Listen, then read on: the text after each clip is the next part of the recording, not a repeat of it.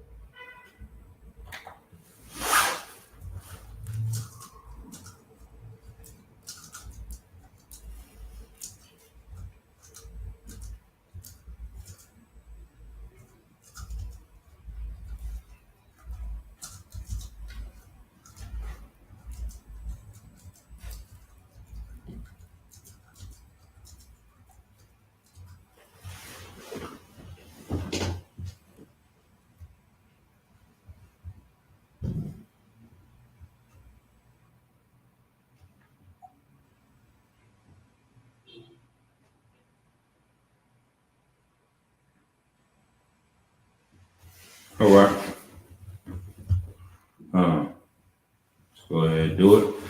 Let's clap it up.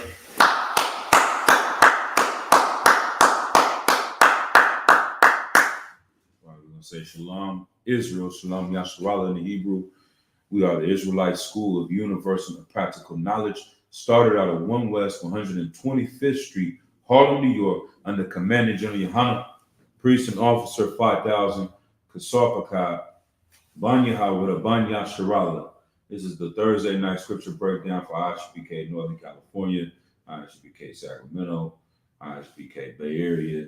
If you are in this area, come to 2213 McDonald Avenue, Richmond, California, and come get into class and dwell with your brothers and learn the truth according to the Bible. All right. Tonight's topic, we're going to continue from, let's see, from last night. Let's just add that into there a little bit. Part 2. Update that a little bit. Part 2. Put that in the title. So yeah. Shalom Yahweh Shem Yahshua Barakatah. I'm one. What's going down? Holding it down. Most High in Christ. Shout out to that brother. Had me at the Passover looking right, iced out, man. The water, I'm one. Let's go ahead. We're gonna get in this topic. We're gonna continue and pick up a little bit from where we were at yesterday. Just a quick recap. All of the plagues that the Lord destroyed the Egyptians with were tied into the gods that these people worship. And it was to destroy in the minds of our people the power that these gods had over us and what made us believe that the Egyptians were right in ruling over us because we felt like the gods were with them and our God was not with us. When in reality, it was Satan that was with them and our God would be with us as long as we got in line and doing the things that we're supposed to do according to our power. But our power has always been superior to theirs and always will be because they are into vain things that have no power. Matter of fact, let me get that precept real quick because when we started following them, we started to do things like this. So let's see.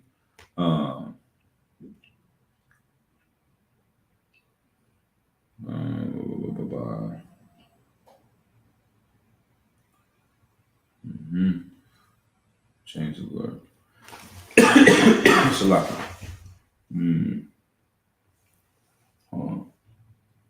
Let's go to Romans chapter 1, verse 25.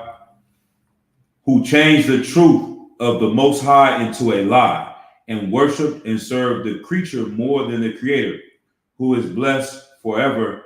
Amen. All right. This is the spirit that comes with the heathens. They love worshiping the creature more than they do the creator. They don't want to give honor and glory to the Most High God for creating everything that we see. They want to look at a Salakia. They want to look at a beetle and say, this is why their life is working. They want to look at the sun and praise the sun.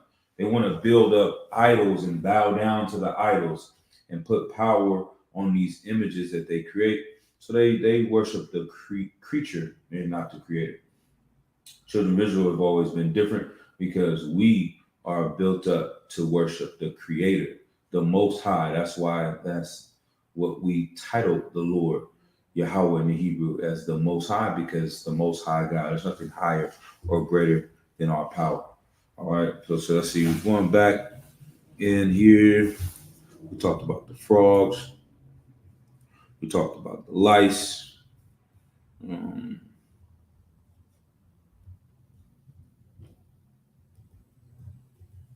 Let's see, we'll start in the middle. We're in the book of Josephus, and we'll start in the middle of the third verse, I guess our third, I don't know which one to call this, third portion of this chapter. So, the book of Josephus, book 2, chapter 14, and the third verse towards the top middle. All right. For those arose out of the bodies of the Egyptians an innumerable quantity of lice, by which, wicked as they were, they miserably perished, as not able to destroy this sort of vermin either with washes or with ointments. They weren't able to heal themselves by getting water washed or ointments. Nothing was stopping these lice, and it was plaguing them completely. At which terrible judgment the king of Egypt was in disorder, upon the fear into which he reasoned himself, lest his people should be destroyed, and that the manner of his death was also reproachful, so that he was forced in part to recover himself from his wicked temper to a sound mind. For he gave leave for the Hebrews themselves to depart. But when the plague thereupon ceased, he thought it proper to require that they should leave their children and wives behind, as pledges of their return, whereby he provoked the Most High to be more vehemently angry at him, as if he thought to impose on his providence, and as if it were only Moses and not the Most High who punished the Egyptians for the sake of the Hebrews. And he filled the country full of various sorts of pestilential creatures with their various properties, such indeed as had never come into the sight of men before, by whose means these men perished themselves in the land. Okay, blah, blah, blah. We'll skip down a little bit. But when Pharaoh did not even then yield to the will of the Most High, but while he gave leave to the husbands to take their wives with them, yet insisted that the children should be left behind, the Most High presently resolved to punish his wickedness with several sorts of calamities, and those worse than the foregoing, which yet had so generally afflicted them. For their bodies had terrible boils, breaking forth with blains, while they were already inwardly consumed. And a great part of the Egyptians perished in this manner. But when the king was not brought to reason by this plague, hail was sent down from heaven, and such hail it was as the climate of Egypt had never suffered before, nor was it like to that which falls in other climates in wintertime. You know, this hail that was coming down, I think we did go over that a little bit yesterday. It was the curse of the god of the sky that they worship. All right, let's keep going a little bit.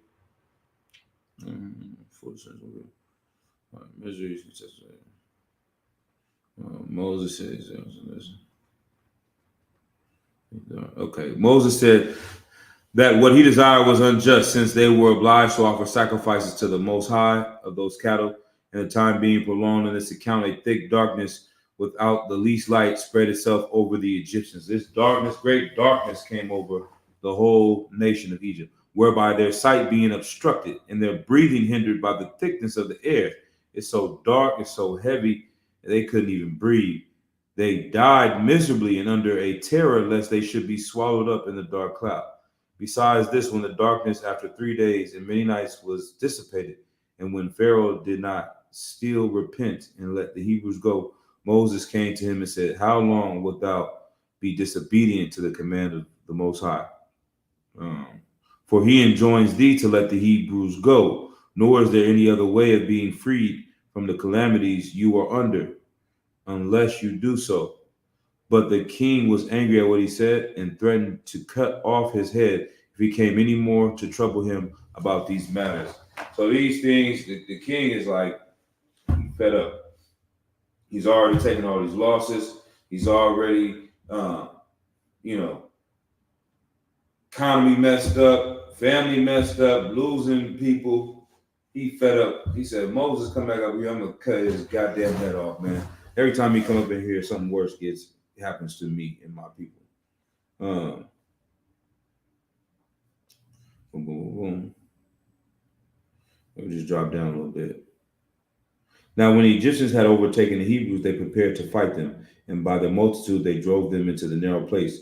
For the number that pursued after them was 600 chariots with 50,000 horsemen and 200,000 footmen, all armed.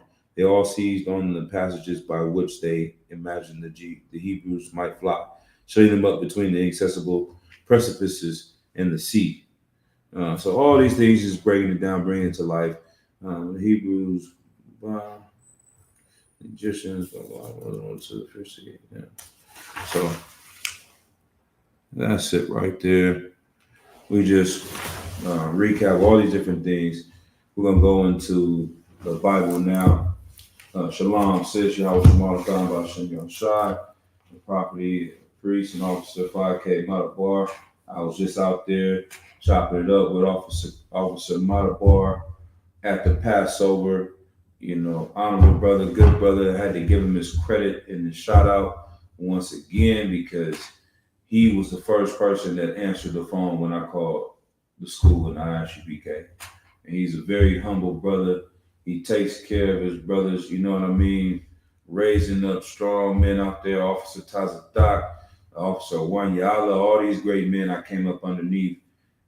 And that was underneath the leadership and teaching of Officer 5K Matabar, man. And let's go ahead and get where we're going to start at. Let's go to the Wisdom of Solomon in chapter 17. We're going to go to describe a little bit of what these plagues were doing to these brothers out here. I might not have too much to go over, but we will see. We will read a lot of different precepts, though.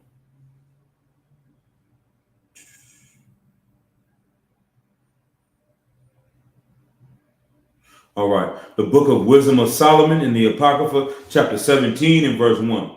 For great are thy judgments and cannot be expressed. Therefore, unnurtured souls have erred.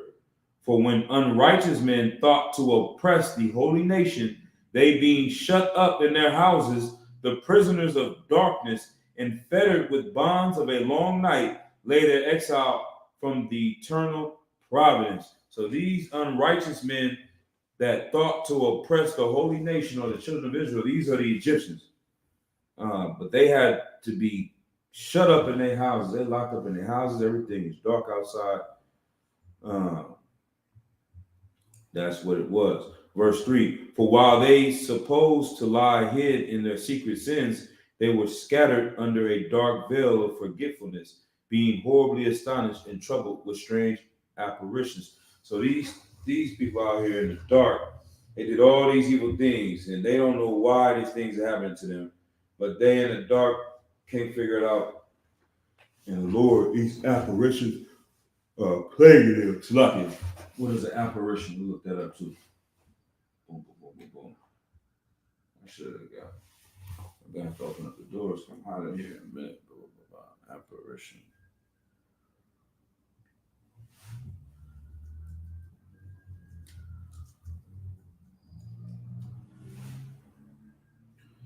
It says a ghost or a ghost-like image of a person, the appearance of something remarkable or unexpected, typically an image of this type. A manifestation, a materialization, a phantom, spirit, shadow, presence. So they're being plagued right now by this presence that's moving around in the darkness. Read Wisdom of Solomon chapter 17, verse 3 again. For while they supposed to lie hidden their secret sins, they were scattered under a dark veil of forgetfulness, being horribly astonished and troubled with strange apparitions. For neither might the corner that held them keep them from fear, but noises as of waters falling down sounded upon them, and sad visions appeared unto them with heavy countenance. Now, no power of the fire might give them light, neither would the bright flames of the stars endure to lighten that horrible night. Only three appeared unto them, a fire kindled of itself, very dreadful, for being much terrified. They thought the things which they saw to be worse than the sight they saw not. As for the illusions of art magic, they were put down, and their vaunting in wisdom was reproved with disgrace. For they that promised to drive away terrors and troubles from a sick soul were sick themselves of fear, worthy to be laughed at. Good night. This is some gangster stuff right here, man. These brothers that want to be kicking us out and saying that we are down and out, they're the ones that is sick themselves. It's the same thing.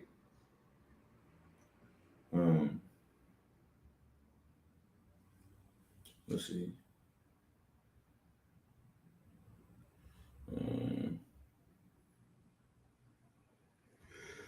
Let's try there. Sorry, 1 second, y'all. Real quick.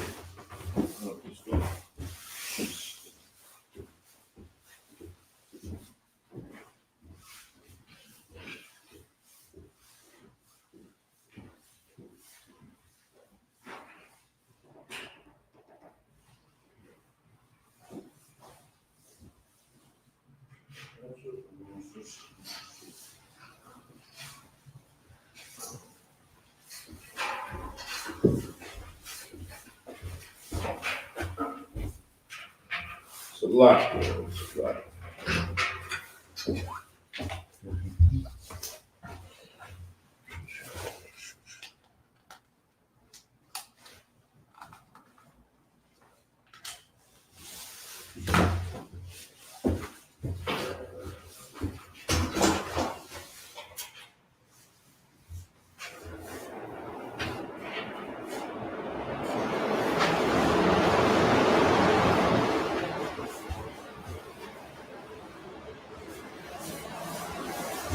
It's a lot, y'all. It's a lot. It's a lot. All right, I'm back. All right, let's get it in. Let's get it in. So all these things, they seeing these apparitions and this darkness coming over them. We read verse 7. As for the illusions of art magic, they were put down, and their vaunting in wisdom was reproved with disgrace. Like, these people are supposed to be so great, so wise at all this art and magic. Where's your magic at when these plagues are happening? Y'all able to control the elements and do this and do that. How come y'all can't stop these plagues from happening? It's kind of the same way with the Christian church today when you have all those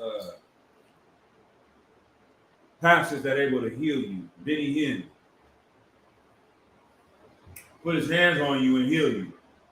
He's really convincing people he can do this. Well, guess what? When COVID happened, where were these healing pastors at? They should have been lined up, had everybody with COVID, Big Mama out there, the little kids, whoever sick got COVID. He should be lining up and putting hands on everyone's forehead and fixing them. But he wasn't doing that because he really doesn't have the power. And that's what happened to these Egyptians. They should have had the power to prevent these things from happening. The Lord is proving how weak they actually are, right? Verse 8. For they that promised to drive away terrors and troubles from a sick soul were sick themselves of fear, worthy to be laughed at. For though no terrible thing did fear them, yet being scared with beasts that passed by and hissing of serpents, they died for fear, denying that they saw the air, which could of no side be avoided. Like, damn, they so scared in these houses and the darkness and the noises that they literally dying from a panic attack. They heart pumping so fast they died of the fear that they had.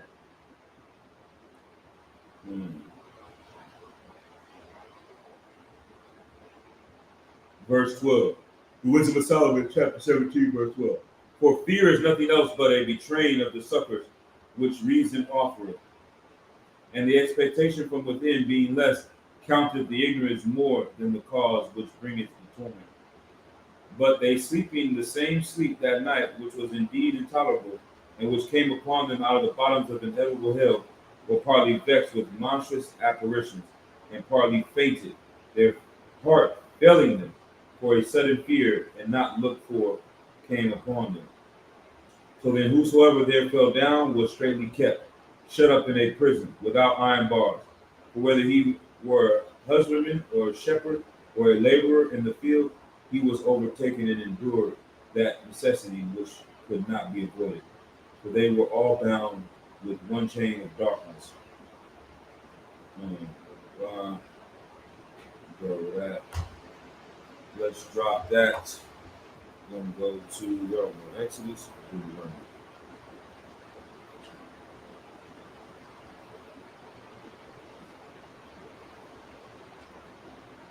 We'll go to Exodus chapter 12, verse 1. Oh man, it's a lot. Get some energy. Might still be jet lag recovering from that Passover. All right. Exodus chapter 12 and verse 1. And the Lord spake unto Moses and Aaron in the land of Egypt, saying, This month shall be unto you the beginning of months. It shall be the first month of the year to you. So even that, we know the Passover, this is our real New Year. It's not January, it's not the New Year's Day, none of that. There's nothing new being born. Everything new comes in the springtime, which we're in right now. All right. And it says, verse 3, Speak ye unto all the congregation of Israel, saying, The 10th day of this month they shall take them every man a lamb according to the house of their fathers, a lamb for an house. And the household should be too little for the lamb, let him slaughter. Let's drop that down. Drop down to verse 11. And thus shall ye eat it with your loins girded, your shoes on your feet, and your staff in your hand, and ye shall eat it in haste. It is the Lord's Passover. Like the Passover meal is supposed to be eaten quickly because of this precept is explaining that they sat there with their shoes on their feet, their loins girded, they got their staff in their hands, they ready to go once the Lord's death angel starts destroying these heathens. And that's what the Passover is. Let's see, verse 12. For I will pass through the land of Egypt this night, and will smite all the firstborn in the land of Egypt, both man and beast, and against all the gods of Egypt I will execute judgment. I am the Lord.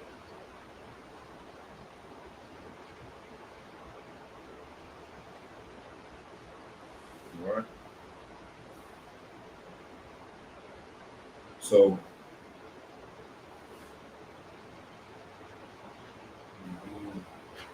they was out there getting ready to go, man. It's like us being here, you got your shoes on, you got your garments on, you start hearing ambulances outside, sirens, people running to and fro because death is coming to the place that you are, but it's passing over you. All right. And so verse 12, I read it again. For I will pass through the land of Egypt this night and will smite all the firstborn in the land of Egypt, both man and beast, the firstborn dog, the firstborn frog, the firstborn male, whatever in the cattle, cow, bull, all of that was destroyed first. It was wiped out this night. You think we've seen war zones, but you never seen a war zone like that. That is a plague that went to and fro in the earth, and it was amazing. I'm sure these brothers felt amazing to see it witness this. All right.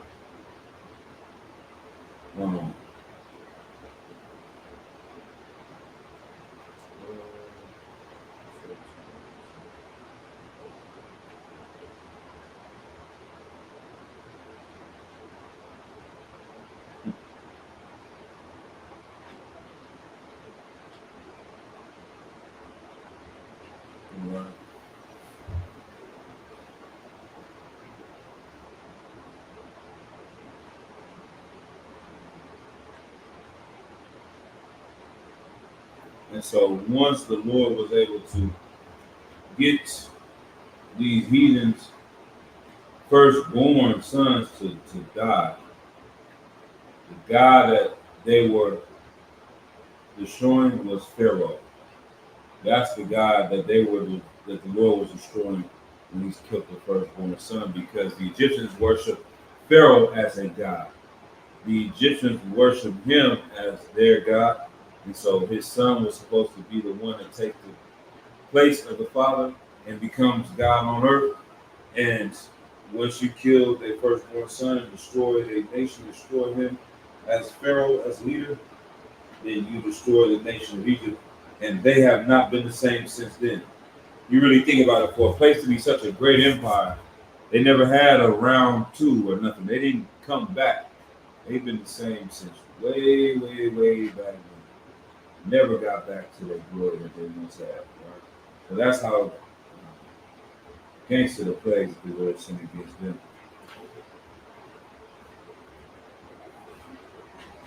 And we're going to go through these things real quick.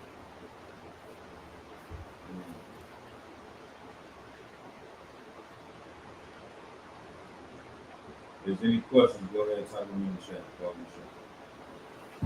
Let's see. All right.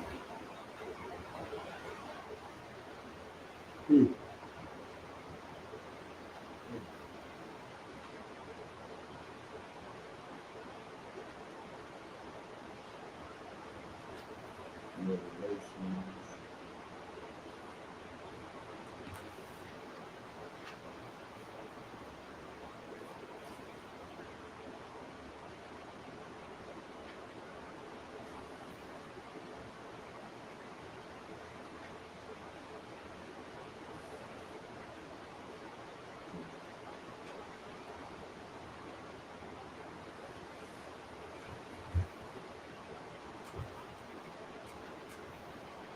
So that's that. We're not gonna skip on that too much.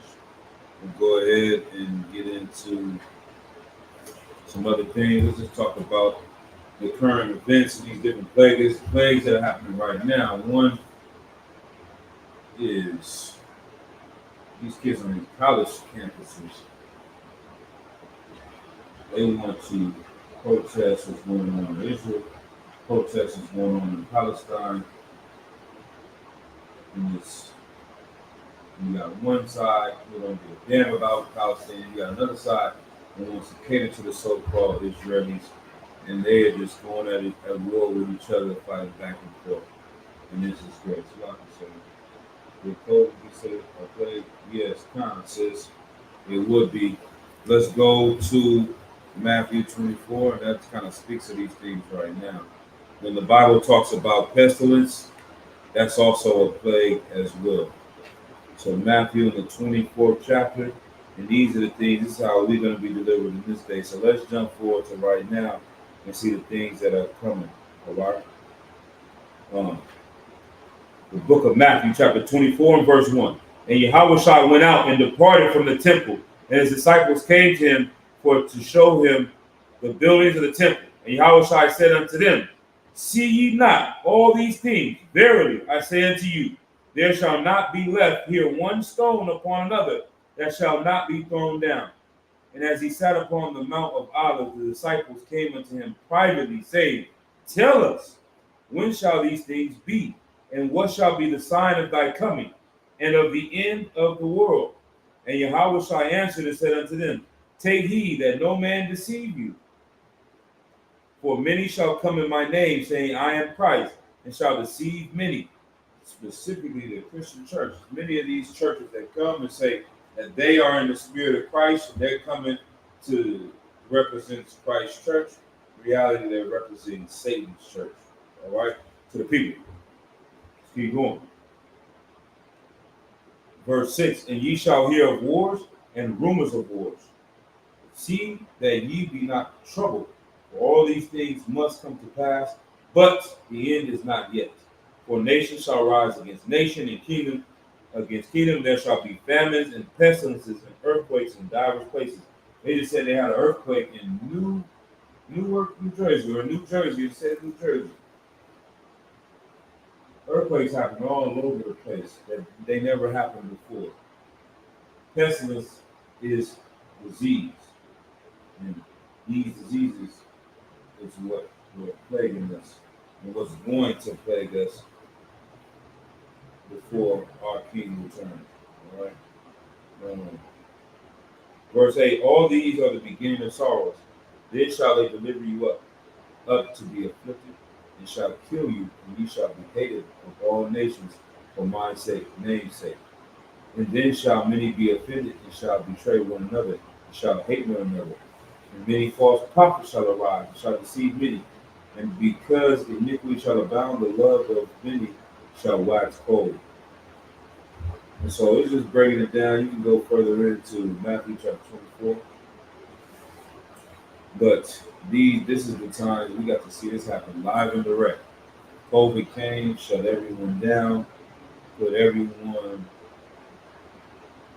in their homes, social distancing, people dying, people fighting each other over the jab. Should we get it? Should we not get it?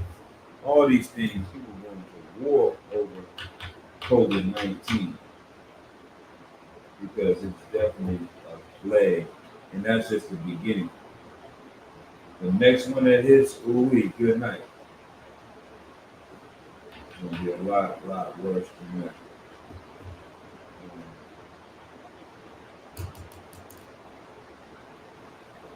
About this. Let's see if there's any more questions. Keep them going. Like I said, I might just jump around, bounce around a few topics, going back to what's going on with the students.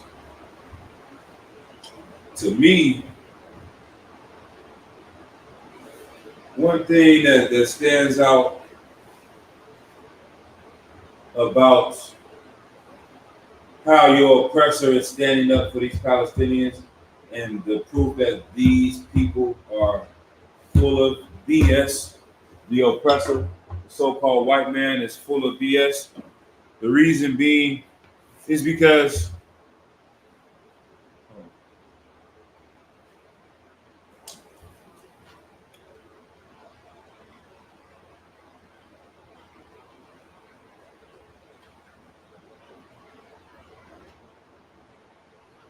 the things that they stand for here in this place, the things that they will cancel you for in this place, they'll cancel. Dave Chappelle, they'll cancel. This black man over here, they try to cancel little baby or Dub Baby. What's the word? The Dub Baby. They cancel the baby because he said some things against the rainbow community. They want to cancel Dave Chappelle because he offended them, right? These black men that have been oppressed in America for 400 years have found a way to get out of the ghetto and poverty and feed their families and help their people around them. And these devils want to come and destroy them because of some of the things that they said and the things that they believe. Well, guess what? These same people that would cancel these brothers are outside protesting for Palestinians right now. Let that sit and think. Let that sink in. The people over in Palestine, who they make their women sit in the back seat of the car, they can't sit in the front seat. They got to have a job on everywhere they go. They don't let the women drive. They don't let them go to school in these certain countries. They definitely don't let anyone part of the rainbow community flourish in their environment. They will be everything evil and disgusting they say about black men that do these little things. They are protesting for them. Why? Because they know those people are being genocided and being destroyed by Israel and America. And so they're standing up because they say you can believe whatever you want to believe, but they know it's wrong how they treat these people. But here in America, they say that we are a hate group in ISUPK. We're a hate group. We should be destroyed. We should be dismantled. They don't give us the reasonable doubt and say, you know what? Maybe these people believe these things because they've been destroyed for 400 years. Maybe they're trying to fight back and stand up for themselves. You may not agree with the things that we say, but you at least try to understand the genocide that happened to us And while we're trying to find an identity here in the UPK, can you at least give us that reasonable doubt? But these people are a bunch of hypocrites. That's what it is. They're a bunch of hypocrites. They say one thing, but they do another. And that's why the Lord has to destroy these people and destroy this place. Right? We got too much. I might switch up the topic halfway through. We might go into some other things. What else is going on in the news lately? One second.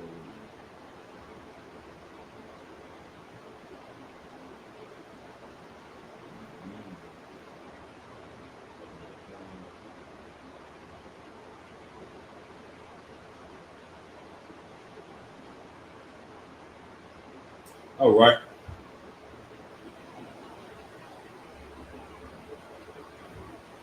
Let me move this a little bit.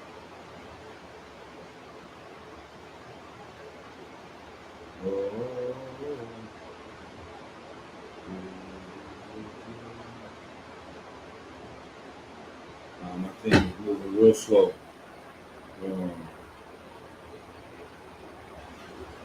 Get to what I want. Let's see. Any topics y'all want? Any questions y'all got? I went through the plays a little bit quicker than I thought. Just giving you a brief synopsis. We got all the way up to Pharaoh. Matter of fact, I think I got one. Let's go back. Go back to Exodus chapter 12, verse 1. Can I read that?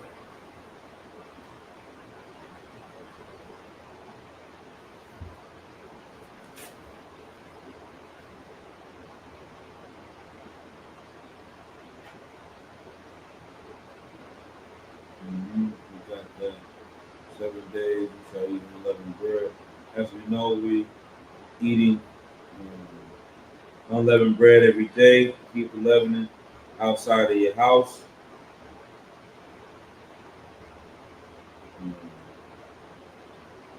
That's that.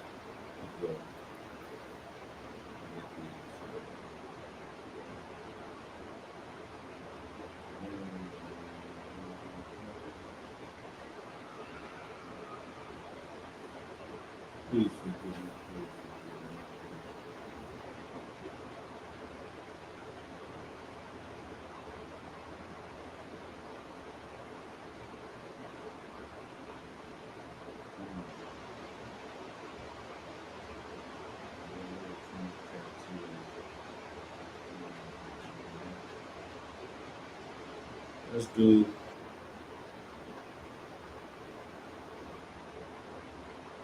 Let's do.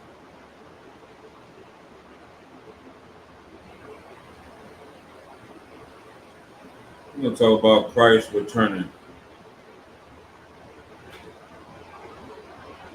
because that's what we're betting on. So let's go to Isaiah chapter 9, verse 5. Isaiah chapter 9, verse 5.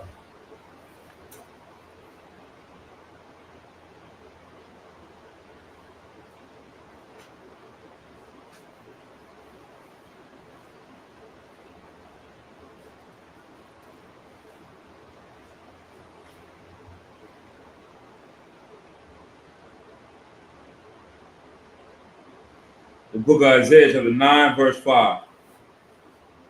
For every battle of the warrior is with confused noise and garments rolled in blood, but this shall be with burning and fuel of fire. For unto us a child is born, unto us a son is given, and the government shall be upon his shoulder, and his name shall be called Wonderful Counselor, the Mighty God, the Everlasting Father, the Prince of Peace. Of the increase of his government and peace there shall be no end, upon the throne of David and upon his kingdom, to order it, and to establish it with judgment and with justice from henceforth, even forever. The zeal of the Lord of hosts will perform this. And so, for every battle of the warrior is with confused noise and garments rolled in blood, but this shall be with burning and fuel of fire. Like, this war is going to be nuclear war.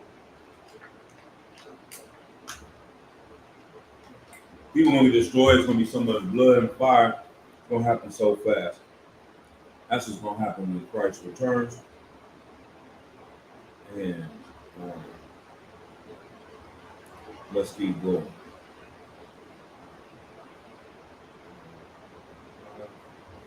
Next precept.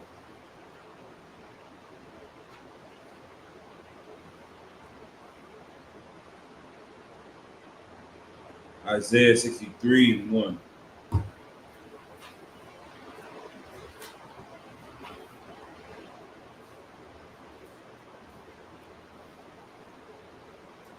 The book of Isaiah, chapter 63, and verse 1.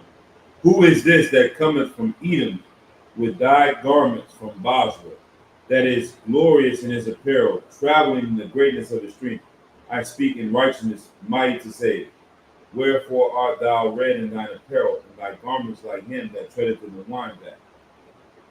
Like he's saying, well, how are you coming from this land? And the garments are so um, glorious because they've been dipped in the blood of the people that have destroyed, Christ's people. Um, that this glorious, that is glorious in his apparel, traveling in greatness of his strength. I that speak in righteousness, mighty to the save. Wherefore art thou red in thine apparel, and thy garments like him that treadeth in the wine vat. I have trodden the winepress alone, and of the people there was none with me. For I will tread them in my anger and trample them in my fury, and their blood shall be sprinkled upon my garments, and I will stain all my raiment. For the day of vengeance is mine and heart, and the year of redeemed is come. And so it's gonna get ugly, but this is gonna be the big payback that James Brown was talking about, and Christ gonna come through and do a lot of unaliving, as they want us to say. It's gonna be a whole lot of unaliving going on. And if anybody deserve it, it's these devils that deserve this unaliving, man.